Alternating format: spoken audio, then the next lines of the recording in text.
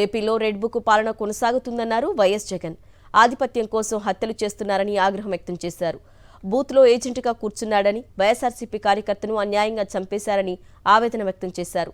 నడి రోడ్డుపై తుపాకులు, కత్తులు, రాట్లతో చంపేస్తే పోలీసులు ప్రేక్షక పాత్ర పోషించారని చెప్పుకొచ్చారు. ఇంత జరుగుతున్న అదనపు బలగాలు ఎందుకు రాలేదని ప్రశ్నించారు. నిందితుల కాల్ డేటా చూస్తే హత్య ఎవరు చేయించారో తెలుస్తుందన్నారు. చంద్రబాబు, లోకేష్లను కూడా ముద్దాయిలుగా చేర్చాలన్నారు వైఎస్ జగన్. అడుగుతా ఉన్నా ఈ ప్రశ్నలన్నిటికీ ఎవరు ప్రోద్బలం ఉంది, ఎవరు ఈ పోలీసులను ఆడిస్తూ ఉన్నారు?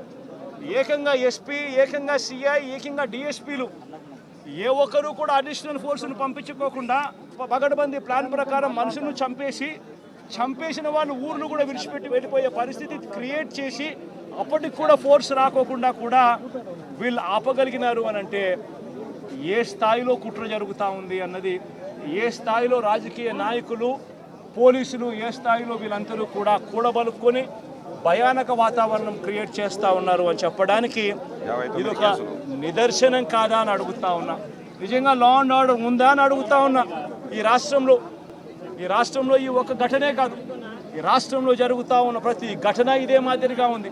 మనం వినుకొండకు నేను వెళ్ళా, నడి రోడ్డు మీద రఫీ అనే పిల్లలు నరికారు. ఇలాంటి ఘటనలన్నీ కూడా రాష్ట్రంలో చాలా జరిగాయి. దాదాపుగా 30కి పైగా ఇదే శ్రీశైలం కాన్స్టిట్యున్సీలో పేరు దాసు, పట్టపగులు 12 గంటలకు ఇదే మాదిరిగానే చంపారని చెప్పి దాసున ఇదే కాన్స్టిట్యున్సీ ఇదే మాదిరిగా ఫోటోలు చూపిస్తూ ఉన్నాడు. ఇన్సిడెంట్ జరగనిస్తారు, చంపేస్తారు, భయానక వాతావరణం క్రియేట్ చేస్తారు. ఆ తర్వాత తప్పనిసరి పరిస్థితిలో కేసు పెట్టాల్సిన పరిస్థితి వచ్చినప్పుడు ఆ కేసును ఆ చిన్న ముద్దాయిల దగ్గర, చిన్న మనుషుల దగ్గరనే ఆ కేసు ఆపేస్తూ ఉన్నారు. ఆ కేసును అక్కడ ఆపితే ఇటువంటి ఘటనలు ఆగిపోతాయా? చేపించిన వాళ్ళు ఎవరు, చేయించిన వాళ్ళు ఎవరు? ఆ ఎమ్మెల్యేల పేర్లు ఎందుకు రావడం లేదు కేసుల్లోకి? నేను ఒకటే చెప్తా ఉన్నా, జరిగిన ఈ ఘటన ఖచ్చితంగా హైకోర్టులో గట్టిగా దీనికి సంబంధించి హైకోర్టు అవసరమైతే సుప్రీంకోర్టు దాకా కూడా తీసుకొని పోయే కార్యక్రమం చేస్తాం.